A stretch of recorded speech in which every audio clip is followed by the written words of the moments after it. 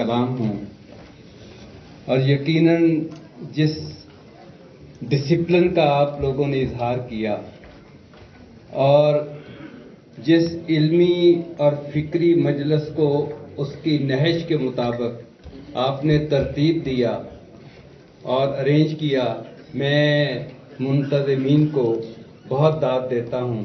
अल्लाह ताला इनके हुस्न इंतज़ाम में और ज़्यादा मदद दे और इन्हें और ज़्यादा कसरत के साथ ऐसी मजालिस को बर्पा करने की इस्तेदाद अता फरमाए।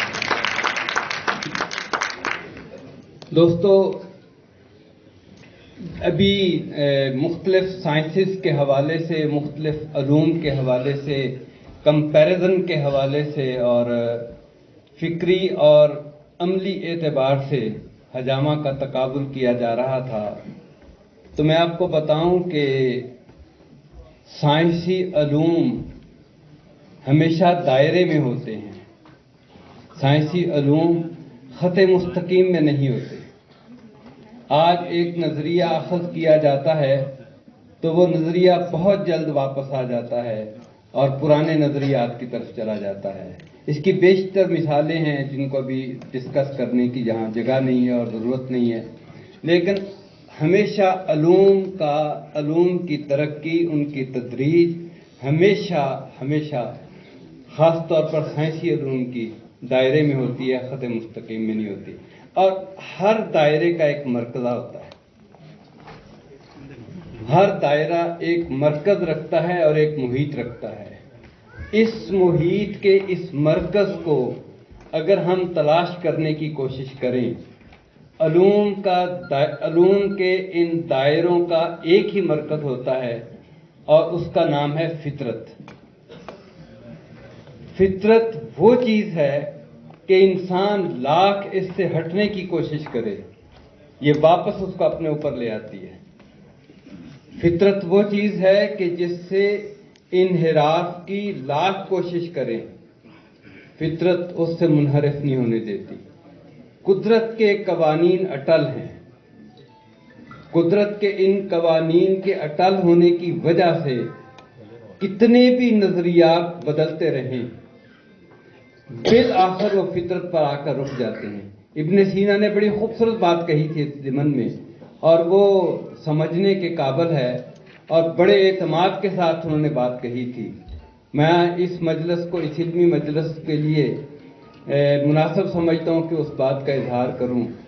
इब्न सीना जब अल कानून फी तिब का तारफ़ लिखते हैं तो उसमें मुकदमा जो पहले लिखा है तो उसमें अलूम की अक़साम बयान करते हुए कहते हैं कि ये जान लेना चाहिए, एक मुआलिज को ये जान लेना चाहिए कि जो शख्स तबीयाती कवानीन से हटकर इलाज को तलाश करने की कोशिश करेगा वो दो गलतियां करेगा। पहली गलती तो वो ये करेगा कि जहां वो इलाज को तलाश कर रहा है वहां उसे इलाज नहीं मिलेगा, और दूसरी गलती वो ये करेगा कि वो हमेशा के लिए मरीज को मरीज बना देगा। और आज हम देखते हैं कि अलूम की इस किस्म के पास, जिसका नाम एलोपैथिक है, एलो मीन्स डिफरेंट और पैथिक मीन्स तरीके इलाज, ये एक अजीब तरीके इलाज है जो मुख्तलिफ तरीके इलाज को इकट्ठा करके एक इलाज बना दिया गया है। ना किसी का सर मिलता है, ना किसी का पाँव मिलता है। और मैं ये बताऊं कि इब्न सीना ने बिल्कुल इसी की तरफ इशारा करते हुए कहा था कि जो तबीयात से हटकर इलाज करने की कोशिश करेगा वो क्या करेगा कि मरीज को दवाइयों पे लगा देगा। आज हम देखते हैं कि डॉक्टर के पास जब मरीज जाता है तो वो कहता है ये तुम्हारी शुगर की दवाई है, सारी उम्र इस्तेमाल करनी है, खाना खाओ ना खाओ ये जरूर खाना है, और ये तुम्हारी ब्लड प्रेशर की दवाई है जो सारी उम्र आपका साथ देगी। और हम देखते हैं कि मरीज एक तो खुराकें भी छोड़ दे तो उसको मुसीबत पड़ जाती है। तो ये दोस्तों इलाज नहीं है और ये हकीकत नहीं है। फितरती इलाज करने वाले की मिसाल मैं आपको देता हूँ। हम साहब यहाँ मौजूद हैं। डॉक्टर जायद अशरफ साहब को शुगर हो गई और मैंने ये मिसाल ایک اور جگہ بھی کوٹ کی تھی، اور آپ کے لیے حیرت کا باعث ہوگا کہ صرف ذیابین جو اشرف بھاٹی کی دوائی، اس کے علاوہ انہوں نے کوئی دوائی استعمال نہیں کی، اپنے وزن کو 10 kg کم کیا، اور ان کی آج رینڈم شوگر بھی جو ہے وہ 100 سے کم ہے۔ فطرت انسان کو کیا سکھاتی ہے؟ فطرت انسان کو یہ سکھاتی ہے لقد خلقنا الانسان فی کبد، ہم نے انسان کو مشقت کرنے والا پیدا کیا ہے، اور جو شخص مشقت چھوڑ دیتا ہے، دوستو ہم لوگوں نے بہت سے آلات ایسے ایجاد کیے کہ ہم بیشتر مشقت سے بچ سکیں، اور جو لوگ بچنے کی کوشش کرتے رہے صبح صبح مشقت پہ لگے ہوتے ہیں اور دوسروں کو درس دے رہے ہوتے ہیں مشقت کی۔ آج میڈیکل سائنس کہتی ہے کہ آپ کو کم از کم اتنے کیلوری صبح صبح ضرور برن آؤٹ کرنے ہیں۔ ہم نے دیکھا کہ جب ہم فطرت سے بھاگے ہیں اور ہم نے اپنی نیند کو کم کیا ہے، بڑی واضح طور پر مفتی صاحب نے بڑی اچھی بات فرمائی، اور میں اسی کو سیکنڈ کرتا ہوں، قم اللیل الا قلیلا نصفہ او انقص منہ قلیلا کے بعد فرمایا وَأَوْزِدْ عَلَيْهِ، اور مفسرین کہتے ہیں کہ یہ 1/3 بنتا ہے 24 گھنٹے کا، اور یہ 8 گھنٹے کی نیند بنتی ہے، اور خواہ اسے کیلولا کے ساتھ ملا کے کر لیں یا اسے ویسے کر لیں۔ اور فزیالوجی کیا کہتی ہے؟ ہم نے تو خیر پیولیو کی فزیالوجی پڑھی تھی، جب جامعہ طبیہ اسلامیہ میں ہم نے فزیالوجی پڑھی تو ہمیں ڈاکٹر راجر صاحب نے کہا کہ میں آپ کو ایک رشین سائنٹسٹ کی فزیالوجی کے اوپر لگاتا ہوں۔ تو پیولیو کی فزیالوجی جب ہم نے پڑھی تھی تو اس میں جو بتایا گیا تھا، آج یورپین فزیالوجی بھی وہی بتاتی ہے، اور قرآن مجید نے بہت پہلے اس کا اظہار کر دیا۔ فزیالوجی ہمیں یہ بتاتی ہے کہ نیند انسان کی دن بھر کی شکست و ریخت کو ختم کر کے اس کے ٹیشوز کو جوڑ کر اس قابل کر دیتی ہے کہ اگلے دن آپ کام کاج کر سکیں، اور قرآن مجید ہمیں بہت پہلے بتا چکا ہے قم اللیل الا قلیلا نصفہ او انقص منہ قلیلا۔ ہمارے دوستو، ہمارے ہاں کلیات کو پڑھنے کا اتنا رواج نہیں رہ گیا، ادروائز یہ کہ قرآن پاک کی بہت سی ایسی آیات جن کو میں نے اس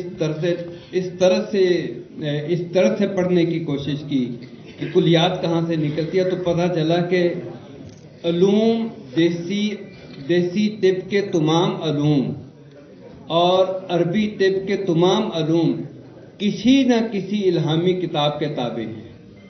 جب بقراط نے یہ کہا تھا کہ لوگ ڈور ڈنگروں کی طرح کھاتے ہوئے ہمارے پاس آ جاتے ہیں، ہم انہیں چڑیوں کے چگنے پر لگا دیتے ہیں اور صحت مند ہو کے گھر چلے جاتے ہیں۔ آج میڈیکل سائنس بھی وہی کچھ کہتی ہے، اور قرآن مجید نے بھی ہمیں یہی کہا تھا کلوا واشربوا ولا تسرفوا۔ کتنی متوازن بات ہے، کلوا واشربوا ولا تسرفوا۔ اور جب ہم اس کو ابن سینا کے اس فلسفے کے ساتھ جو انہوں نے اسباب ستہ ضروریہ میں خورد و نوش کے لیے مقرر فرمایا ہے، اور اس کے ساتھ جو انہوں نے حرکت و سکون بدنی کے ساتھ مقرر کیا ہے، جوڑتے ہیں تو ہمیں فزیالوجی کا یہ قانون بالکل سچ نظر آتا ہے کہ آپ کا انٹیک سینیریو دن بھر کا 24 گھنٹے کا body wheat multi ply by 22 سے 33 تک ہونا چاہیے، اور یہ ہے کلوا واشربوا ولا تسرفوا۔ اور آپ کو پتہ ہے کہ ابن خلدون کے اس نظریے کے بعد کہ آپ کا طعام کتنا ہونا چاہیے، ابن الربن تبری نے سب سے اچھا اس کے اوپر محاکمہ کیا، اور ابن خلدون کے اس نظریے کو ہٹا کر جو انہوں نے نظریہ دیا وہ اسلام سے اور اس کتاب و سنت کے ساتھ کتنا قریب ہے۔ تفسیر تبری کو اگر آپ پڑھتے ہیں، قرآن مجید کی تفسیر تبری، اور ابن ربن تبری کی الفردوس الحکمت کو اگر آپ پڑھتے ہیں تو آپ کو پتہ چلتا ہے کہ کتنی آیات اس سیکوینس میں چلی جاتی ہیں کہ آپ کو خورد و نوش کے لیے قوانین کون کون سے بنانے ہیں۔ اور سب سے اہم بات جو انہوں نے کہی، جسے آپ میڈیکل سائنس آج مانتی ہے، پہلے نہیں مانتی تھی، آج مانتی ہے وہ یہ ہے کہ انسان کے طعام کے لیے اتنا ہی کافی ہے کہ جو اس کی کمر کو سیدھا رکھ سکے۔ دوستو، یہ میں بات اس لیے کہہ رہا ہوں، میں آپ کو اگزامپل دیتا ہوں۔ اگر ہم فزیالوجی کے اس قانون کو دیکھیں، body wheat multi ply by 22، تو آپ دیکھیں کہ ایک پلیٹ کے اندر اگر شوربہ پڑا ہوا ہے اور ایک آلو ہے اور ایک بوٹی پڑی ہوئی ہے، عموماً یہی ہوتا ہے گھروں میں، اور ایک چپاتی آپ کے پاس ہے، کتنے کیلوریز ہو گئی ہوں گی؟ دیکھیں، پروٹین کا اصول یہ ہے کہ پروٹین گرامج ملٹی پلائی بائی 2۔ اگر بوٹی 100 گرام کی ہے تو 200 ہو گیا، 200 کیلوریز ہو گئی۔ اور اگر آلو جو ہے وہ کاربوہائیڈریٹ ہونے کی وجہ سے، اگرچہ وہ کمپلیکس ہے، آلو صرف کاربوہائیڈریٹ نہیں ہوتا، کاربوہائیڈریٹ ہونے کی وجہ سے بھی تسلیم کر لیں تو ملٹی پلائی بائی 3 ہو گیا۔ 100 گرام وہ ہے تو 500 کیلوریز ہو گئی۔ شوربہ پانی ہے اور پانی کا کوئی نہیں ہوتا، لیکن اس میں جو گرم مسالے ہیں ان کا کافی کیلوریز ویلیو ہوتی ہیں، اس کو چھوڑ بھی دیں۔ اگر آپ سمجھتے ہیں کہ ایک چمچ اس میں، دوستوں سے گزارش ہے کہ اسٹیج پر تشریف نہ لائیں، آپ تصویر بعد میں آپ کو موقع دیا جائے گا، آپ منصور صاحب کا خطاب کو خراب نہ کیجیے۔ بہت شکریہ۔ اگر آپ فرض کریں کہ اس میں جو چکنائی ہے، ہماری آنکھیں بھی بتا دیتی ہیں، ایک چمچ پڑی ہوئی ہے تو ایک چمچ 20 ml کا ہوتا ہے، تو 20 ml ملٹی پلائی بائی 10 جدید قانون کے مطابق تو 200 یہ ہو گیا۔ اس ایک چپاتی جو گھر کی ہوتی ہے، اگر 100 گرام آٹے کی ہے تو ملٹی پلائی بائی 3 تو یہ 300 یہ ہو گیا۔ آپ دیکھیں کہ اس سمپل سے کھانے میں کتنے کیلوریز ہو گئے؟ 700 کیلوریز آپ نے وہ انٹیک کیا ہے جس میں ایک چپاتی ہے، ایک پلیٹ کا شوربہ ہے، ایک بوٹی ہے، ایک آلو ہے، جن کا وزن 100 گرام ہے۔ تو کلو وشربو ولا تسرفو۔ دیکھیے کہ کمر کو سیدھا رکھنے کے لیے کم از کم اتنا تو کھانا ضروری ہے نا۔ میڈیکل سائنس بھی وہی کہتی ہے یار، لیکن وہ یہ کیا کہتی ہے؟ آگے یہ کہتی ہے کہ اس کا 40% you must have to burn out. اس کا 40% برن آؤٹ کرنے کے لیے آپ کو 5 وقت کی نماز ہے، 5 وقت کی نماز ہے۔ جو آپ مسجد میں جاتے ہیں تو جتنی لمبی، جتنی دور جاتے ہیں، ایک ایک قدم پر ایک ایک ثواب، ایک ایک نیکی ملتی ہے۔ اور آپ اگر تیز قدموں کے ساتھ چل کے جاتے ہیں اور اگر آپ کو پسینہ آ جاتا ہے تو آپ کا استفراغ بھی ہو گیا ہے۔ اور وہ جو بردما کے اوپر، بردما کہتے ہیں اس کو، جو اوپر کی سکن ہے، بردما کے اندر جو فضلات جمع ہوتے ہیں، یاد رکھیے کہ فضلات ہمیشہ باہر کی طرف جمع ہوتے ہیں۔ باڈی اپنے فضلات کو ہمیشہ جلد کی طرف دھکیلتی ہے، اور حجامہ کا فلسفہ بھی یہی ہے۔ میں کون ہوتا ہوں فلسفہ بیان کرنے والے؟ وہ تو اللہ تعالیٰ جانے، اس کا رسول جانے۔ ان کو پتا ہے صلی اللہ علیہ وسلم کہ ان کو پتا ہے کہ یہ کیوں ہمارے اوپر انہوں نے لازم قرار دے دیا۔ لیکن جو بظاہر نظر آتا ہے وہ یہ آتا ہے کہ چونکہ ساری کے سارے استفراغات کا تعلق ہماری شریانوں کے ساتھ اور ان شریانوں کے ساتھ ہوتا ہے جو آ کے جلد میں کھل جاتی ہیں اور اپنے فضلات کو یہاں چھوڑ کے چلی جاتی ہیں۔ ہم نے جب ایکسٹرنل سیلولر فلوئڈ کو پڑھا تھا جب فزیالوجی میں، تو حیرت ہوتی تھی کہ سیل سے نکلتی ہے رطوبت، سیل سے میٹابولزم کے بعد رطوبت خارج ہوتی ہے، اس میں کاربن ڈائی آکسائڈ ہوتے ہیں، اس میں ویسٹیج ہوتی ہے سیل کی، تو اس کے بعد وہ دوران خون میں شامل ہوتی ہے۔ تو جب ہمیں بتایا گیا کہ وہ آ کے جلد پہ اس کے سوتے کھل جاتے ہیں اور واپس جلد سے جو جاتی ہے وہ صرف وہ ہوتی ہے جو ورید سعاد ہوتی ہے، تو بڑی حیرانی ہوئی کہ یہاں سے آ کے وہ کدھر جاتی ہے۔ تو ہم نے جب راجر صاحب سے پوچھا کہ وہ آتی تو ہے، آنے کی تو خبر ہے، جانے کی خبر نہیں ہے، وہ کہنے لگے کہ یہ جو باڈی، ہماری باڈی کا مائنس وائکم ہے، وہ اسے واپس لے جاتا ہے، جذب کر کے اپنے اندر واپس لے جاتا ہے۔ آئی سی ایف کے بارے میں جب یہ پڑھا اور جب حجامہ کے بارے میں پڑھا حکیم بشیر چشتی صاحب سے، اور انہوں نے یہ بتایا کہ سکن کے اندر سے ہم خون کو نکالتے ہیں، تو ہمیں یہ اس وقت کھلا کہ حجامہ کیا چیز ہے اور اس کی کیا منفعت ہو سکتی ہے، اور فضلات کہاں سے آتے ہیں اور کہاں واپس چلے جاتے ہیں۔ دوستو، یہ بڑی امپورٹنٹ بات ہے، اور میں تو جب میرے پاس میں چیئرمین تھا سلیبس کمیٹی کا، تو اس وقت میں نے تو جو سلیبس بنا کے دیا تھا طبیہ کالجز کے لیے، اتفاق کی بات ہے کہ گورنمنٹ ہمارے سلیبس بھی منظور کرنے میں اتنی دیر لگا دیتی ہے، اور میں تو بلکہ موجود ہیں صدر کونسل، ان سے سفارش کروں گا، صدر کونسل سے سفارش کروں گا کہ جو طالب علم طبیہ کالج سے فارغ ہوتا ہے اس کو ہاؤس جاب کے لیے جو 9 مہینے ہم مانگتے ہیں ان کو 1 سال کر دیا جائے، اور اس 1 سال کے اندر وہ 3 مہینے ضرور حجامہ پہ لگائے اور 3 مہینے جراحہ پہ لگائے۔ ہمارے آنے والی نسلوں کو ہم اس جراحت کی طرف واپس لانا چاہتے ہیں جو زہراوی کی تھی۔ آپ کو پتہ ہے زہراوی کا قول کیا تھا؟ ان کا قول تھا کہ جو شخص کسی عضو کو جسم سے نکال دیتا ہے، جو شخص کسی عضو کو جسم سے نکال دیتا ہے وہ خائن ہے، وہ جراح نہیں ہے۔ آج گردے بھی نکال دیتے ہیں سب، تو ان کے ایک شاگرد نے پوچھا کہ ہم پتے کے اندر پتھری کو کیسے نکالیں کامن بائل ڈکٹ کے ذریعے سے؟ تو آپ نے کہا بڑا سمپل سا ہے، آپ جسم کو کھولیں، پتے کے اوپر آپ سداب لگائیں سرکے میں پیس کر، پتھری تحلیل ہو جائے گی اور کامن بائل ڈکٹ کے ذریعے نکل جائے گی اور آپ واپس اس کو بند کر دیں۔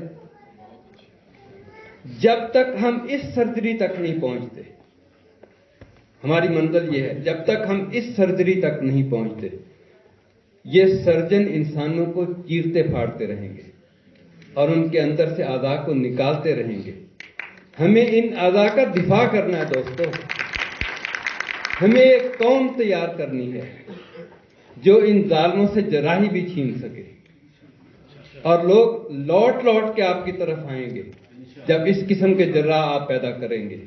تو اس لیے میں تو چاہتا ہوں کہ اس کی مدت کو بڑھا دیا جائے، اور ایک طالب علم جس کو رجسٹریشن لینا ہے اس کے لیے ضروری ہو کہ کسی حجامہ سینٹر کا سرٹیفکیٹ اس کے پاس ہو، اور کسی جراحیات صغیرہ کے ماہرین کے سینٹر کا سرٹیفکیٹ اس کے پاس ہو۔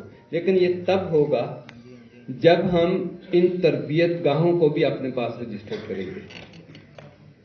یہ نہ ہو کہ وہ مختلف جگہوں سے جن کے پاس ٹریننگ خود ٹریننگ لینے کی صلاحیت بھی نہ ہو، وہ ٹریننگ دیتے جائیں۔ تو اس لیے ان ٹریننگ سینٹرز کو بھی رجسٹر کرنا پڑے گا اور پھر ٹرینیز کو بھی رجسٹر کرنا پڑے گا۔ میری کچھ سفارشات ہیں نیشنل کونسل فار طب کے آئندہ اجلاس میں انشاءاللہ میں پیش کروں گا۔ تو یہ دوستو میں بتا یہ رہا تھا کہ ہم القانون فی الطب کو جب پڑھتے ہیں، اور ہم جب کلیات زہراوی کو پڑھتے ہیں، اور جب ہم کلیات طب کو پڑھتے ہیں، تو ہمیں یہ نظر آتا ہے کہ یہ تمام فطرت کے نگین ہیں، فطرت کو حاصل کرنے والے لوگ اور آگے پہنچانے والے لوگ ہیں۔ اور جو میں نے ابتدا میں کہا تھا کہ علوم کی ترقی ہمیشہ دائروں میں ہوتی ہے، اور ہر دائرے کا ایک مرکز ہوتا ہے، اور علوم کا مرکز ہمیشہ فطرت ہوتی ہے، اور تمام علوم لوٹ کے فطرت کی طرف آتے ہیں۔ تو میں نے اس بنیاد پر کہا تھا کہ ہم فطرت کے امین ہیں۔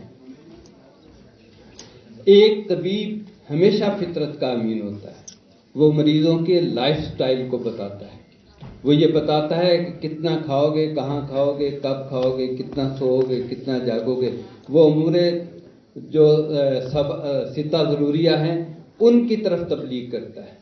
اور ہم دیکھتے ہیں کہ مریض صرف چند دن دوائی کھاتے ہیں اور اس کے بعد دوائی کی ضرورت بھی نہیں پیش آتی۔ دوستو یہ ہماری طب ہے جس کا یہ تعارف ہے۔ وقت بہت ہو گیا اور ظہر کی نماز بھی آپ لوگوں نے شاید پڑھنی ہے۔ میں انہی تجاویز کے ساتھ صدر کونسل سے ملتمس ہوں کہ القانون فی الطب میں دیے گئے جو بھی علوم ہیں ان کی احیاء کے لیے ہمیں کم از کم کچھ مقرر کرنی چاہیے مدت، کہ کس مدت کے اندر ان 4-5 سالوں میں جب تک سلیمی صاحب کونسل کے صدر ہیں، بڑا اچھا تھا، 15 میں مل گیا، ہم 15 میں مل گیا ہوا ہے، تو वो बड़ी खुशकिस्मती है हमारी कि बहुत देर बाद बहरहाल हमें एक नगीना मिला है। अल्लाह करे कि ये तिब के काम आ जाए और आइंदा नस्लें भी समझ जाएं। मैं ये बता रहा था कि इसके लिए ना एक यार्ड स्टिक बनानी चाहिए और कौंसल इंशाल्लाह बनाएगी और आपकी अपनी कौंसल है और इंशाल्लाह आप इन उलूम को फ़रोग़ देने के लिए ये भरपूर कोशिश करेगी। मैं यहाँ हामिद अशरफ साहब का शुक्रिया अदा किए बगैर नहीं रह सकता कि तिब्बी कॉन्फ्रेंस का सेक्रेटरी जनरल होने की वजह से मेरी ये बहुत अहम जिम्मेदारी है कि मैं इनका शुक्रिया अदा करूँ। हमने इन्हें तिब्बी कॉन्फ्रेंस का हजामा विंग दिया था और आज जब मैं इस गुलिस्तान को देख रहा हूँ जिसमें जगह जगह के फूल खिले हैं तो मुझे ये लगता है कि उतना काम मैंने नहीं किया जितना हामिद साहब ने बहुत थोड़ी मुद्दत में कर दिया। आपको जमा किया, आपको एक तरतीब दी, आपकी ट्रेनिंग की और आपको मुनज़्ज़म होकर चलना सिखाया। बहुत बड़ी बात है और मैं इस पर अल्लाह ताला का शुक्रगुज़ार हूँ कि उसने हमें ये तौफ़ीक दी कि हम तिब की जितनी भी खिदमत करना चाहें उसके लिए फ़ज़ा खुशगवार बना दी, अफराद मुहैया कर दिए और अल्लाह करे कि हम सब के नाम ये अजर लिखा जाए। दोस्तों, एक तबीब का मुकाम बहुत बुलंद होता है, बहुत बुलंद होता है, हम उसका सोच भी नहीं सकते। एक मरीज़ की तीमारदारी करने के लिए जो बंदा घर से निकलता है जब तक घर नहीं आता जन्नत के बागात में रहता है और उस मुआलिज का क्या ठिकाना होगा अल्लाह की नज़र में। जो कराहते हुए मरीज़ उसके पास आते हैं और उन्हें खुश करके घर भेज देता है। अपने ऊपर अल्लाह के इस फजल के लिए अल्लाह का शुक्र अदा किया करें और अल्लाह ने हमें उस तिब में पैदा किया है, उस तिब के फ़रोग़ के लिए पैदा किया है जो तिब फितरत के करीब तरीन है और जो फितरत के करीब तरीन होता है उसे दुनिया कभी ख़त्म नहीं कर सकती। दुनिया उसकी तरफ आती है, दुनिया उसे ख़त्म नहीं कर सकती। और आज एलोपैथिक वापस आ रही है और फाइटो मेडिसिन को इतना फ़रोग़ हासिल हो रहा है पूरी दुनिया के अंदर, लेकिन वो सिर्फ एक हिस्सा हासिल कर पाए हैं फाइटो मेडिसिन वाले, सिर्फ एक हिस्सा जड़ी बूटियों का। और तिब के अंदर तो वसीअ ज़खायर हैं। यहाँ तो निबातात से इलाज नहीं होता, हैवानात से भी होता है, यहाँ तो मादनियात से भी होता है। और इस तिब में तो असूल ऐसे हैं कि इलाज के लिए दवाई अगर ना भी आपके पास हो तो आप अपना इलाज कर सकते हैं। खुश हो जाइए इस बात पर कि अल्लाह ताला से आपने अच्छा सौदा कर रखा है, अल्लाह से आपने अच्छा सौदा कर रखा है। और मोमन तो वैसे भी बिका हुआ होता है। फरमाते हैं कि अल्लाह ने मोमन से उनकी जान और उनका माल दोनों खरीद लिए और आगे फरमाया फारे हो गए कि इसके ऊपर खुश हो जाओ कि जो तुमने बै की है अल्लाह ताला के साथ ये बहुत अच्छी बै है और इसके बदले में जन्नत है। अल्लाह ताला हम सबको जन्नत में इकट्ठा करे। बहुत शुक्रिया जी। अस्सलाम वालेकुम।